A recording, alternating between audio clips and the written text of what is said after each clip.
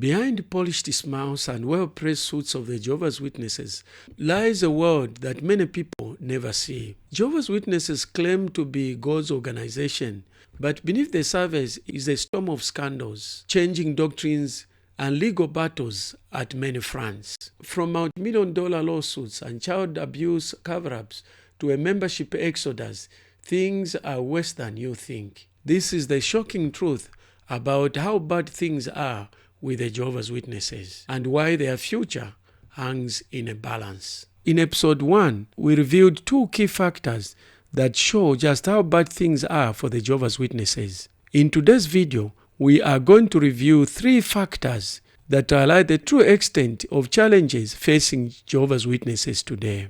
So the way Jehovah's Witnesses have handled child abuse cases has affected them so adversely.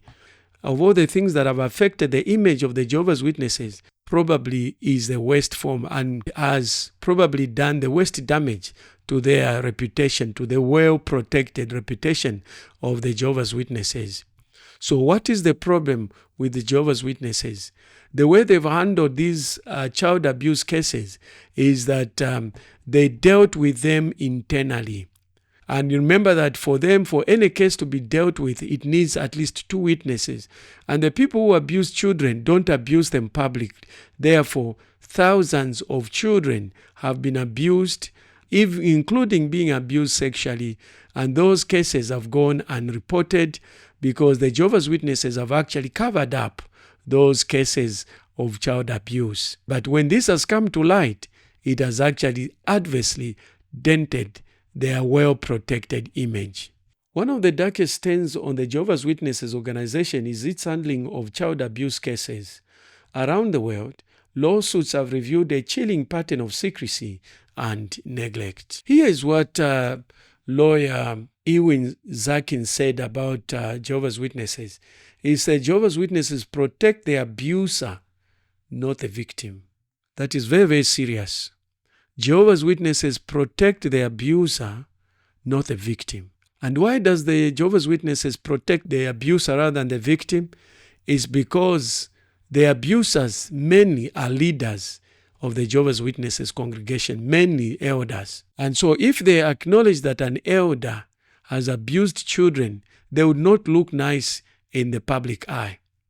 And for that reason, they just decide to sweep that under the carpet so that the world would not know and tell the members not to report. Sometimes they just say, Jehovah will handle it. But meanwhile, children go without being assisted, without their emotional and psychological trauma not being addressed, and without seeking assistance, because it will appear like it will put the name of Jehovah's organization in disrepute. In the U.S., lawsuits have resulted in multi-million-dollar verdicts. For example, in 2018, the Watchtower Society was ordered to pay $35 million to a victim in Montana. Yet the organization continues to resist calls for mandatory reporting of abuses. Let's listen to a video about a member of the governing body trying to protect the organization image, about people not to trust these lawsuits and not to trust the media, just to actually protect themselves so that members can continue to trust them. But unfortunately, many are seeing through this facade of hypocrisy that Jehovah's Witnesses have actually built around themselves, particularly that of the governing body.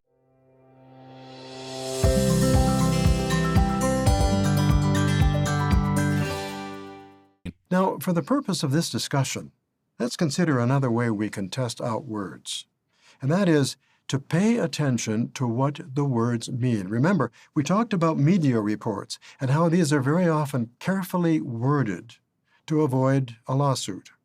So suppose a report indicates that someone has been charged with a crime or that he's being investigated. All right, you have 2 words, charged and investigated. It doesn't mean he's guilty.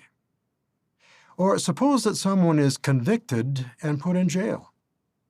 Well, that would apply to our young brothers in Korea, wouldn't it? They were convicted and jailed. And what was their crime? They refused to kill someone? Did they do anything wrong? Or someone is found guilty by men, as Jesus was. It doesn't mean that he's guilty in the sight of God. So, brothers, we really have to think about these things. We may read that a person or an organization was sued and then settled out of court. If you are deriving benefits from this video, kindly show your appreciation and support by liking, subscribing, and pressing the notice bell so that whenever I upload a new video, you'll be notified. Let's expose the next scandal that has made the situation of the Jehovah's Witnesses very bad for them, and that is the financial misconduct. While Jehovah's Witnesses are encouraged to live modestly and donate generously, the organization itself is sitting on billions of dollars in assets. In recent years, there are reports of selling off hundreds of kingdom halls, consolidating members into fewer locations. EW.org says the religion is primarily financed by donations. They neglect to speak on the secondary, which is selling real estate. For instance, under the IBSA, a JW corporate entity out of the United Kingdom, they sold these luxury apartments in London. Nice, right? Let's see how much they're going for. Wow, who could afford that? Even recently, they received $14 million after selling off these properties in Seongkwan, Hong Kong. These are just a few examples of the behind-the-scenes real estate endeavors the religion is peddling. Yet the members are completely unaware. Think of the level of hypocrisy happening. They'll shame others for having a bake sale, but selling luxury apartments? Nah, that's fine. You also need to consider the incredible amount of money being made after selling kingdom halls, taking into account that 60% of the costs came from free volunteer labor from the members. In Norway, the government recently revoked Jehovah's Witnesses' tax-exempt status, citing lack of transparency in their finances. Meanwhile, real estate transactions in Manhattan alone have netted the organization hundreds of millions of dollars. The lack of transparency about the Jehovah's organization, who pride themselves in being better than other religious organizations, they are transparent, they don't force people to give money, they'll criticize all these televangelists from mainstream Christianity and show that they are actually better than them. But as it has been shown clearly, there is a serious lack of transparency about their financial position, that even members actually are not aware of how wealthy this organization is. It is actually one of the richest religious organizations in the world. It cannot be compared to many of these mainline Christian organizations because it has a lot of assets, real estate assets. It has a lot of stocks that are in billions of dollars or millions of dollars. And yet they want to pretend like they have vowed a vow of poverty and they should live modestly. They are talking about not following the trappings of this evil world, and yet the members of the governing body live in affluence. As one member of the Jehovah's Witnesses said, It's estimated the Jehovah's Witness organization receives about $2 billion in tax-free donations every year. Evaluated, their worth is over $50 billion, making them far more wealthy than the majority of religions in the world. Let's look at the third factor that shows that things are actually not well for the Jehovah's Witnesses, and that is the declining membership. Membership growth has slowed significantly, especially in Western countries. In the US, growth is at a mere 1% per decade, while global growth hovers below 2% annually, a sharp decline compared to previous decades. Meanwhile, when the Jehovah's Witnesses are reporting, they are reporting these huge numbers of people who have been baptized, of people who have come to Jehovah. But real facts are actually showing that things are very bad. And one of the factors that has caused or that has contributed to the decline in membership, other than what we've been doing, exposing them of the scandals and all these things, is just that young people don't want to be associated with them. They have walked away. Remember that the Jehovah's Witnesses does not want young people to get university degrees. They want them to dedicate their whole life to serving in the kingdom, to work full-time in various capacities. and therefore they should not get university degrees for various reasons. I've done a video on why Jehovah's Witnesses has phobia over higher education, and I'll leave a link at the end of this video. But young people are leaving them. Young people in particular are living in droves, with many finding support in online ex-JW communities.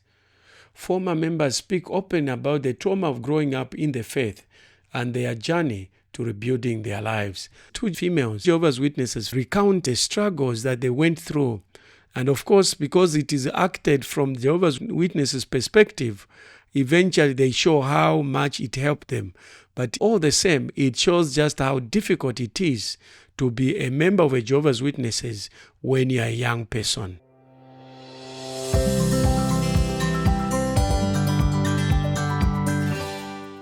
I was born to Christian parents. They always tried to instill in us a love for Jehovah. But I felt quite lonely growing up, and I felt like I didn't have people who wanted to do the same things. The lifestyle, the way they spoke, the music they were listening to. And so for me, the real struggle was, where do I stand? Where are my boundaries going to be set? It's really hard, because it could be the difference between having a friend and not having a friend. So all through my childhood and teenage years, I was happy serving Jehovah, but it got a little bit harder when I started to work. People at work would ask to do social activities with them, go for a drink and things, but there were men who would ask me to go out with them. It's flattering when someone shows interest in you. So it was nice, but it was hard to have to constantly remind yourself, well, you know that this is not going to be successful. You know this person doesn't love Jehovah. There's a major thrust to entice young people to join full-time service today. Let's just listen to changes that have been made in grooming, which are aimed at enticing young people to join the organization, because young people have left the sect in numbers. The governing body has asked me to read the following announcement. The governing body has decided that sisters may choose to wear slacks when participating in the ministry and when attending Christian meetings, assemblies, and conventions. Of course, some sisters may choose to wear a skirt or a dress even when they do not have a part on the program. In addition, brothers may choose not to wear a tie or a jacket when participating in the ministry and when attending Christian meetings, assemblies, and conventions. Let's also listen to another clip about Jehovah's Witnesses trying to entice young people to go in full-time service. And so, I have an exciting announcement to read. It reads this way. We are pleased to inform you that the governing body has decided to reduce the minimum age requirement to enter Bethel service or to assist with theocratic construction projects from 19 to 18 years of age. It goes on, this adjustment is effective immediately. So, young ones, we encourage you to prayerfully consider whether you can make yourself available to enjoy this special privilege of service. So truly, young ones, we encourage you to take advantage of this opportunity. Glorify Jehovah by getting involved in Bethel work and theocratic construction as soon as possible. They are now trying to show young people that the sect is not just for older people. And they'll show you how that the people who are old today went into full-time service when they were young. And all this, coupled with changing in grooming and probably softening a little bit on higher education, is a way of trying to bring in young people. But all this is just a sign of how bad things are.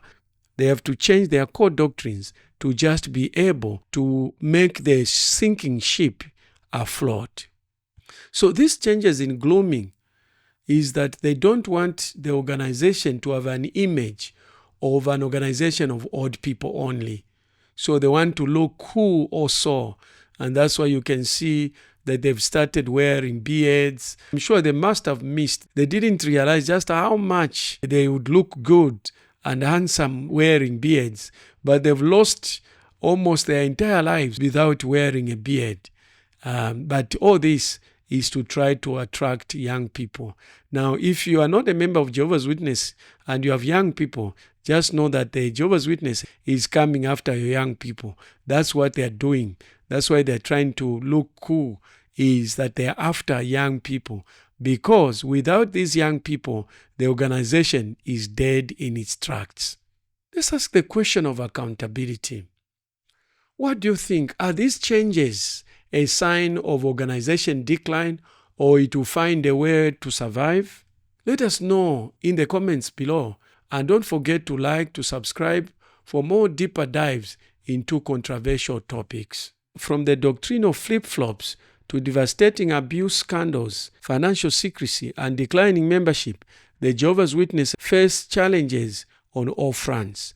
The question is, will the organization reform, or will it continue to lose the trust of its members? In the next video, I'll provide figures to show just how bad things are. If you are deriving benefits from this video, kindly show your appreciation and support by liking, subscribing, and pressing the notice bell so that whenever I upload a new video, you'll be notified. For any comments that you have, good or bad, whether you like or don't like what I've said, please put the comments below.